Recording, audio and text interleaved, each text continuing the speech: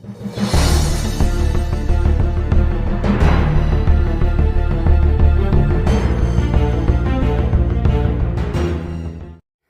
afternoon, keepers of the cash. Gary B, the casual comic guy here, and today, guys, it's NCBD.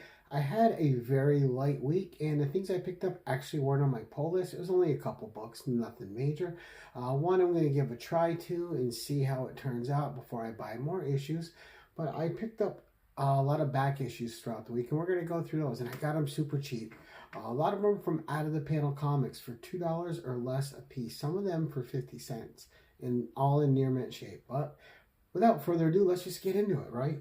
So first up this week, we picked up Web of Spider-Verse New Blood, a title I didn't know was coming out, but there is a Count Parker character in here, which looks cool with him and MJ as vampires, and I just got to read it. So, and I also picked up the A cover.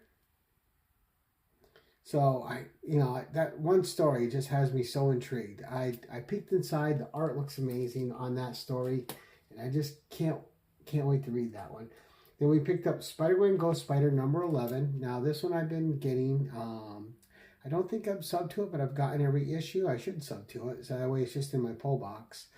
But, And then this is the last new one for the week, and this is the Herculoids number 1. This is the Lisner cover. Now, my store had like 10 different covers of this, and I may go back and pick up more, but it's going to depend on how much I like reading this. Now, I didn't get the A cover even though they had it, because the A cover shipped damage, and there was a lot of problems with the spines, especially at the bottom. There was a lot of breaks and bends, and of course, not Rhino's fault. It was the way they were shipped to them, which you will see on and off when you get your books. Sometimes they're just not shipped very well. I remember that happened with the Savage Sword of Conan 1 on the relaunch. We got them, and all the corners were banged up. It was just was what it was. All right, but without further ado, now it is time for a little back issue stack. So first up, we got this giant size spectacular, The Amazing Spider-Man 99 Annual. So a John Buscema cover and a Howard Mackie and John Buscema story inside. So I had to read this because I'm a big John Buscema fan. And, it's Spider-Man and a warrior with a sword. Gonna read it. And so it looks like a lot of fun. Can't wait to dig into this. Right up my alley. The cover is beautiful. The inside is gorgeous. But pick up from Out of the Panel Comics. I think I paid $1 for this one. Near mint shape. Looks like it's never been read. Now, this next one is a favorite key of mine. And now, there's 2 keys before this one. I have multiple copies of those. I have this one multiple times. And I only paid $2 for this. This is the first Maddie Franklin as Spider-Woman. And on the cover, great homage to AF-15.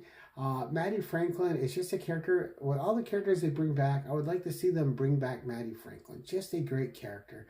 Whenever I see this book, I pick it up. People just have no idea what it is. It's a great book. We'll probably see Maddie Franklin again. Just ignore the one movie they had her in where it didn't really matter, the Madam Web. And then another Maddie Franklin book. And again, I'm always going to talk about this run. This run is great. Jessica Drew is always my main Spider-Woman. Julia Carpenter, number 2. Maddie Franklin is number 3, but she is up there with them, with those 3, with just how much I like her stories. Her 18, I forgot how many issues it was, maybe 30 something. It was a great run though. Fantastic run by Maddie Franklin. I read it earlier last year. But I love this kiss cover with Maddie kissing Peter, and Peter's like, "Oh, I have no idea what's going on, and I like you, but I don't like you." So there we go. And again, this was a great series too. We got Iron Cat. Really fun series. Of course, I've loved all the Black Cat stuff they've been doing. But this cover is just nice. I think this is my second copy of this. Got it near mint for $1. And it's just the action figure variant. You can't beat it. Again, Out of the Panel Comics. Most of the comics I get here locally, they're from Rhinos and Out of the Panel. So, and then... So basically some $1 and $2 buys, all these here, all these War of the Worlds. So one of the goals I want this year, I want to get Amazing Adventures 18. I want to get the first Killraven. It's a book I don't have. Just like I want to get the first May Parker book. That one's a little pricier. But, and I still need the second appearance of the Black Cat, ASM 195. Somehow I don't have it, so I got to get it. Those are the 3 ones I'm really searching for. So we have Amazing Adventures 19, the second Kill Raven. All right, there we go. Issue 22, just another great cover. And I've read this series. I have the Essential Kill Raven. It's all in black and white. Fantastic read. Then we have issue 24, but I do want to have the floppies of this run. And then issue 25. And again, I got all these dirt cheap from Out of the Panel Comics. And, you know, between them and Rhinos, there's never a shortage for me to get stuff.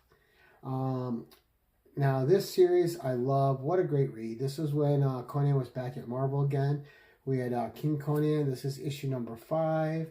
Again, picked up a second, third, or fourth copy. I don't know what copy this is for me. For like $1 or $2. Then issue number 5 again, a variant cover. And just beautiful Mahmoud Asrar art. Absolutely stunning and gorgeous. Just a fantastic rendition of Conan in the Hyborian Age. And then issue number 6.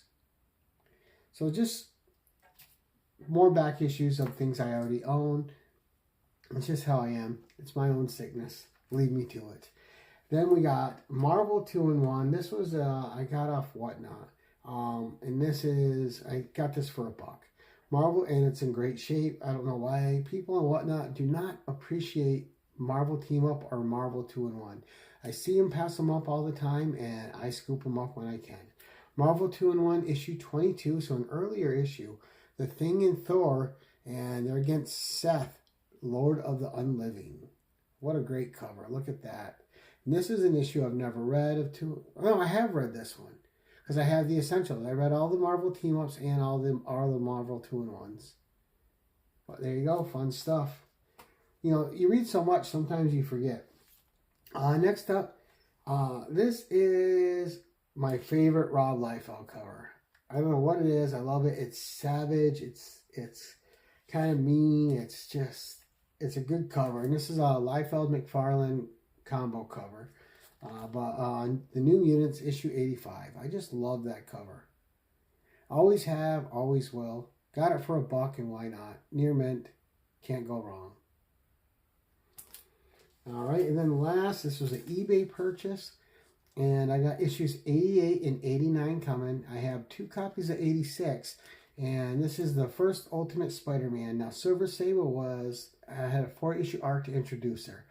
On the first issue, 86, she was not on the cover. So her first cover appearance is 87 in the Ultimate Universe. All right, and I've never got to read this 4-part arc, so I have the second 2 issues, 88 and 89 of this arc, on the way. So just can't wait to read them. Big Silver Sable fan, as any of you who watch my channel know. One of my favorite characters, you know, Felicia, Hardy the Black Cat, Sylvia Sablinova, just love these characters. But that's it. That's the haul, guys. Let me know what you think in the comments below. Hope everyone out there is having a spectacular week. And until next time, keep it casual.